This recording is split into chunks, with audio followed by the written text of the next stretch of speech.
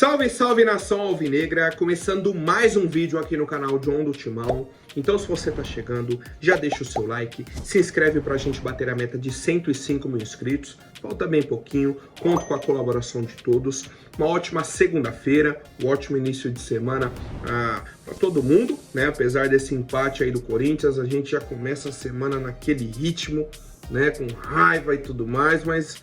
enfim, seguimos, temos novidades importantes, tá, sobre a nossa equipe, vamos falar bastante da partida de ontem, uma vergonha da nossa equipe, uma vergonha de arbitragem e uma situação bem complicada no Campeonato Brasileiro, tá? Peço que me sigam nas redes sociais, Instagram, TikTok, Kawaii, Twitter, todos os links aqui embaixo na descrição. Vamos pra cima e, editor, pode rodar a vinheta. Salve o Corinthians! Bom, família, entramos em campo ontem contra a equipe do Juventude, 21ª rodada do Campeonato Brasileiro. Uma escalação bem diferente, né, principalmente ali no setor ofensivo. No prático, quase que um trio de ataque com Wesley, Giovani e Coronado, né? O Coronado começou jogando aberto pela direita. É um meia, mais móvel, mas que fez ali o corredor pelo lado direito, principalmente na primeira etapa. No segundo tempo tivemos o Pedro Henrique. Mas beleza, o maior problema do Corinthians ali no início é tomar o gol muito cedo, sempre assim. Começa o jogo, toma o gol. Ontem foi do lateral esquerdo, Alan Ruschel, uma jogada que começou do lado esquerdo da nossa defesa. Sempre o Corinthians toma esse tipo de jogada, que é o passe na linha de fundo para o cara fazer o cruzamento. A bola sempre entra entre o Félix Torres e o Hugo. O Wesley não acompanha, aquela bagunça, né, daquele setor ali do Corinthians. Vem o cruzamento, o Fagner, obviamente, atrasado, né? Assim como ele estava no jogo contra o Atlético Mineiro, que saiu pênalti pro Paulinho, ontem mais uma vez. Gol do Juventude, um gol um pouco polêmico, tá? Preciso trazer isso, a gente debateu bastante ontem na live, eu fiquei muito na dúvida mesmo sobre o posicionamento do Alan Ruschel. Me parece estar à frente. O VAR ficou 7 minutos. O gol foi no minuto 3, o jogo retomou no minuto 10. 7 minutos e deram um gol para o Juventude. Ok, deram o gol, beleza, o Corinthians tem que vencer o Juventude. Criamos uma oportunidade, 2, 3, Giovani finalizou na trave, finalizou de novo, Wesley finalizou 2, 3, Coronado finalizou 2, 3, o Garro tentou chutar. Um festival de chance criada, algumas perdidas. Até o fim do primeiro tempo, com a expulsão do goleiro do Juventude. Um erro dele ali de saída de bola, fez a falta no Giovani, expulso. Um a mais para o Corinthians precisando vencer, beleza. A torcida estava apoiando, inflamou ainda mais, vamos para cima, 44 mil pessoas. Vamos. Segundo tempo, tira o Ranieri, coloca o Pedro Henrique, time pra frente, meio campo criativo, 3 atacantes, 3 minutos de jogo, né, no segundo tempo, 1-1. Pô, o melhor cenário possível. Você empatou o jogo, tá com 1 a mais, tá no melhor momento da partida, vamos pra cima. Mas ainda pode melhorar. O Alan Ruschel foi expulso com 11 minutos do segundo tempo. 11 minutos do segundo tempo. E aí, contando com acréscimos e tudo mais, o Corinthians teve 2 jogadores a mais em campo durante 40 minutos de jogo. Vou repetir, porque parece que é brincadeira, parece que... ah, não, às vezes o John se enganou. Não. Durante 40 minutos de jogo, o Corinthians esteve em campo com 2 a mais, né? 40 minutos, 2 a mais em campo, e o jogo acabou 1 a 1. 2 a mais em campo, o jogo já estava empatado. A gente não conseguiu fazer gol com 2 jogadores a mais em campo. Cara, isso é bizarro pro nosso elenco. Isso é bizarro pro nosso time. Isso é bizarro. Bizarro. Eu não consigo explicar. Temos alguns pontos que colaboram com isso, né? A falta de inteligência de alguns jogadores na tomada de decisão. O Pedro Raul no último lance, jogador de Juventude caído, Pedro Henrique e o Biro do lado, sozinho, dá o passe para eles. Não, ele chutou em cima do jogador. O Wesley ficou perto do goleiro do Juventude, não deixou ele repor a bola. Ficou ali perto, atrapalhou, deu um passinho para trás. O goleiro, né, foi quebrar a bola, ergueu a bola para fatiar. O Wesley foi e tentou roubar a bola.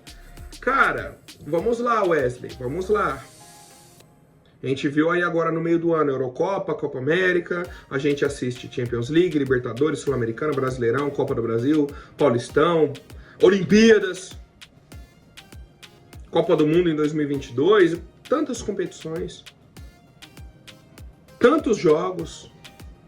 Em qual jogo, Wesley, você viu um lance desse? Sério que com 40 minutos do segundo tempo, 44 mil pessoas na arena, o Corinthians com 2 a mais em campo precisando vencer, o Juventude só enrolando o tempo, caindo, discutindo, fazendo bololô pra parar o jogo.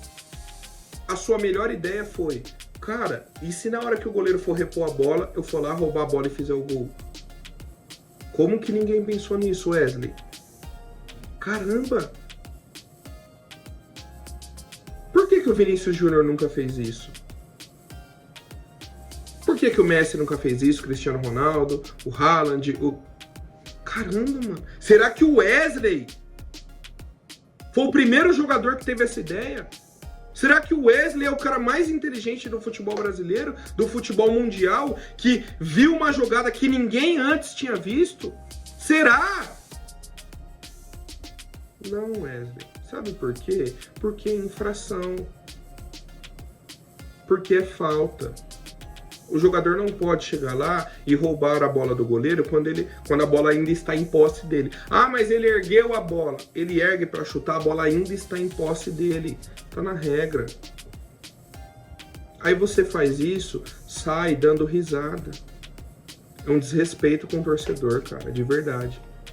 O sentimento do torcedor com esse tipo de atitude, tá? Isso é um exemplo do que aconteceu ontem, né? Via a jogada, por exemplo, do Coronado. Pô, o Corinthians tá com 2 a mais em campo.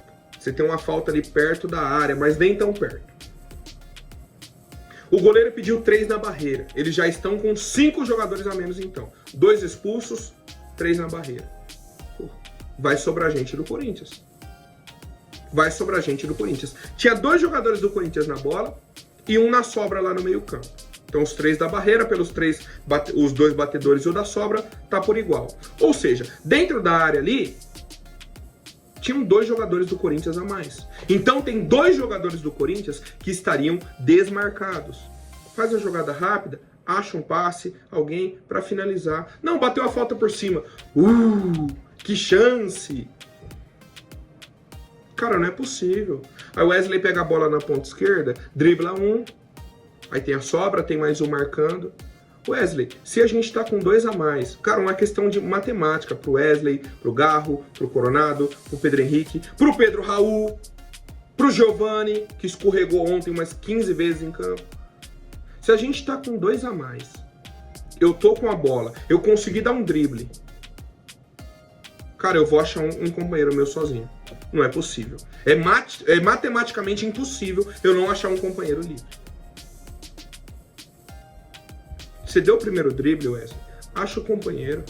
Se no 11 contra 11 a gente acha espaço, acha companheiro livre, no 11 contra 9 o que mais vai ter é espaço, o que mais vai ter é companheiro livre. Eu não consigo admitir que o Corinthians tenha finalizado 34 vezes e não tenha feito um gol em 40 minutos com 2 a mais. Esse é o resumo do jogo. É isso que precisa ser dito e repetido incansavelmente para esse time.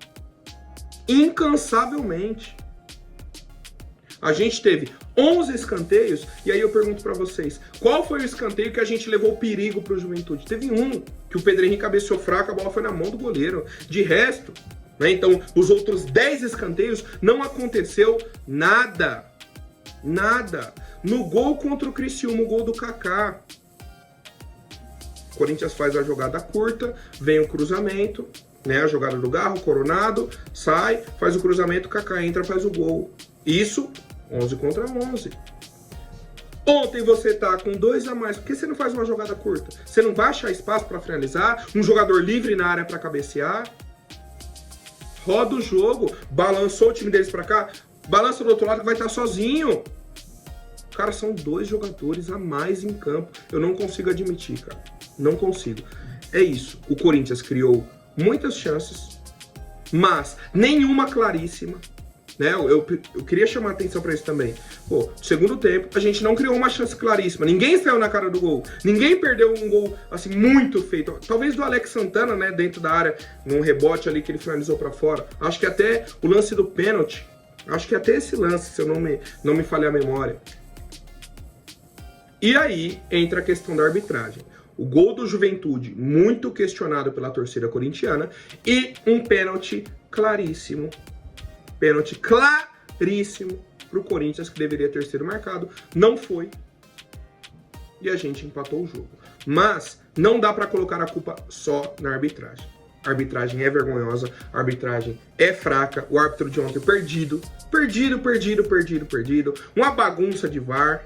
Uma bagunça de telão, aparece uma coisa no telão. Apareceu pra gente que o gol tava impedido. A torcida comemorou no estádio. Aí depois, não, esquece, brincadeira. Não, o gol tá validado. Pô, é sacanagem, cara.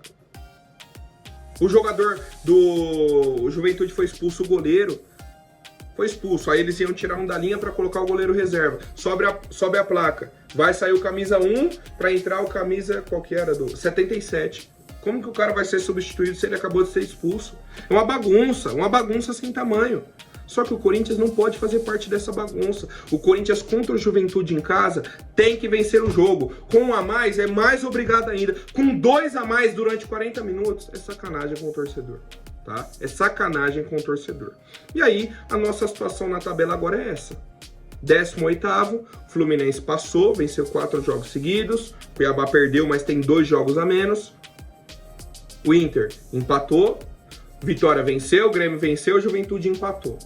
Se o Corinthians vence ontem, faz 1 gol a mais ontem, a gente passava o Flu, passava o Inter, passava o Vitória, passava o Grêmio e passava o Juventude, que o Juventude teria 1 ponto a menos, o Corinthians ia a 22 pontos, seria o 13º colocado. Por incapacidade, incompetência dos nossos jogadores e também um erro de arbitragem, não vencemos ontem e a situação é complicada no Campeonato Brasileiro. Meio de semana tem um jogo da volta da Copa do Brasil, né? Um jogo que a gente também precisa vencer. Aí depois pega o Bragantino novamente, já tem mata-mata da Sul-Americana. A situação é difícil. Difícil, tá? Porque o Corinthians se complica em momentos que não dá, cara. Não dá. É momento pra decidir, pra resolver, pra tranquilizar. Pega a gasolina e joga no meio da fogueira. Joga pra pegar mais fogo em tudo, tá? Tá bem complicado. Bom, e aí tivemos a declaração do Fabinho Soldado ao fim do jogo, tá? Ele falou, estamos preocupados com o produto Brasileirão.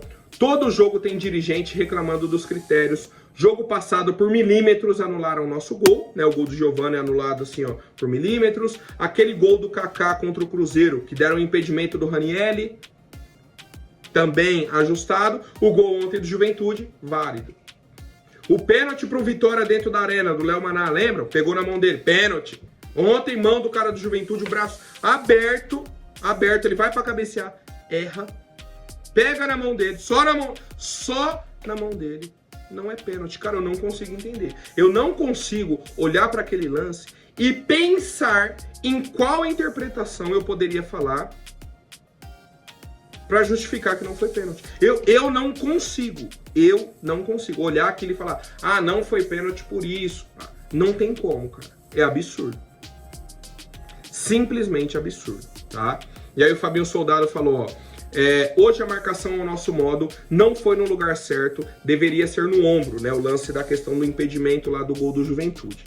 Lance de mão aberta é pênalti em todo jogo. Toda rodada está sendo manchada pela arbitragem.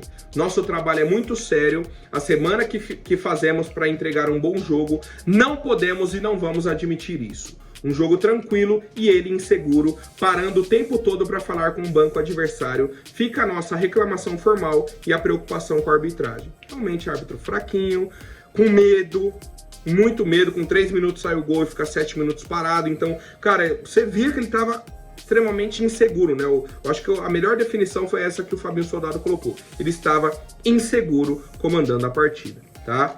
E aí o nosso técnico Ramon Dias fez uma análise rápida, né, sobre a partida na coletiva pós-jogo, falou, ó, faltou o gol. Acredito que tivemos algumas situações não muito claras, mas criamos futebol, colocamos gente no ataque, mas o grupo não conseguiu resolver. Isso tem acontecido desde o último jogo. É uma lástima, porque a torcida veio apoiar, fomos bem recebidos. Era para nós termos um triunfo. Tivemos chances, tivemos desatenção no começo do jogo, mas depois se acomodaram defensivamente. Atacamos por quase 90 minutos, mas não conseguimos resolver, tá? Ontem o pessoal até na live me questionou sobre isso. Pô, você não acha que o Ramon poderia ter feito tal coisa? Um erro dele? Cara, quem tinha no banco entrou em jogo. Colocou o Pedro Raul, colocou o Pedro Henrique, aí Breno Bidon e Guilherme Bira, né? Os dois volantes ali pra dar um refresco no meio campo, né? Pro pessoal que tava cansado. Foi isso. A outra mudança que poderia fazer seria o Kaique entrar em campo. E aí tem torcedor que bate o pé e coloca como se fosse a grande solução. Meu Deus do céu, não venceu porque não colocou o Kaique. Não, não dá. Não existe isso. Você colocaria o Kaique no lugar de quem? Se você já tem o Pedro Henrique aberto de um lado, você já tem o Wesley do outro. Você teria que tirar um dos dois. Começa por aí. Pedro Henrique já tinha entrado no segundo tempo e feito gol. E perdeu um gol de cabeça lá também. Então Pedro Henrique não dá pra tirar. Tiraria provavelmente o Wesley. O Wesley, apesar das tomadas de decisões, principalmente no segundo tempo, ele fez um bom primeiro tempo. E poderia criar alguma chance pro Corinthians fazer o gol. Tava dentro da partida. Então eu não posso chegar aqui e falar que o Ramon Dias errou por não ter colocado o Kaique no lugar do Wesley. Ah, só não venceu o Juventude porque o Kaique não entrou no lugar do Wesley. Não dá. Isso não dá. Quem tinha disponível entrou em campo. O time criou. Mas falta, na minha avaliação, qualidade técnica para alguns jogadores. Né? O exemplo principal é o Pedro Raul, cara. É um cara que atrapalha. É um jogador que, quando está em campo, atrapalha os demais companheiros. Bom, família, agora falando sobre o mercado da bola, né, aquela parte mais direta, o Corinthians fechou, né, a contratação do Thales Magno, acertou aí finalmente esse contrato, ele é aguardado aqui essa semana ainda para fazer os exames. O Corinthians tenta aí a liberação dele para que ele esteja disponível no fim de semana contra o Red Bull Bragantino, né, a próxima rodada aí do Brasileirão. Ele chega por empréstimo de 1 ano, tá? O John vai explicar aqui a situação, empréstimo até o meio do ano que vem. Se o Corinthians quiser comprá-lo em definitivo, paga 13 milhões e meio de dólares, em torno aí de 80 milhões de reais. Caso o Corinthians chegue no meio do ano que vem e fala, ó, não vamos querer o Thales Magno, não deu certo, vamos devolver o atleta, né, encerrou o empréstimo, o Corinthians paga 1 milhão e meio de dólares, tranquilo. É meio que uma taxa de empréstimo, né, para eles não saírem no zero. Cara, pra mim, negociação ótima. Ótima. E tem um ponto, temos algumas metas no contrato dele, que caso ele cumpra essas metas, o Corinthians é obrigado a comprá-lo em definitivo. Não sabemos ainda quais são essas metas, né? São número de jogos, de gols, algum título, alguma coisa nesse sentido, tá? Provavelmente número de jogos na temporada, e aí a gente vai avaliando. Cara, um nome interessante, jogador de 22 anos, para mim o melhor cenário possível é ele chegando por empréstimo. Se der certo, a gente vai contrato em definitivo. Caso contrário, devolve, paga a taxa de empréstimo e segue a nossa vida. Tá? Então, um risco muito baixo nessa negociação e uma expectativa bem bacana, né, de que ele possa ajudar a nossa equipe. Precisamos de mais opções para o setor ofensivo. E diante disso, eu vinha falando na semana passada, o Corinthians estava buscando um centroavante. Surgiu o nome, a informação aí do Ivan Andrade, de que o Corinthians está negociando com o centroavante Arce, paraguaio, da equipe da LDU, 29 anos. E, cara, um jogador que tem 20 gols na temporada. 29 jogos, 20 gols. Cada 3 jogos ele faz 2 gols. Cada 3 jogos ele faz 2 gols. Uma média absurda. Uma média simplesmente absurda de gols. É literalmente o homem-gol, o fazedor de gols. Vi alguns lances dele, gostei. É o Germancano. Caiu, ele finaliza. É o cara da finalização. que é o que a gente vem pedindo, o que o torcedor mais fala. O Corinthians precisa do homem-gol, precisa do matador, precisa do finalizador. A gente cria a chance, mas não faz.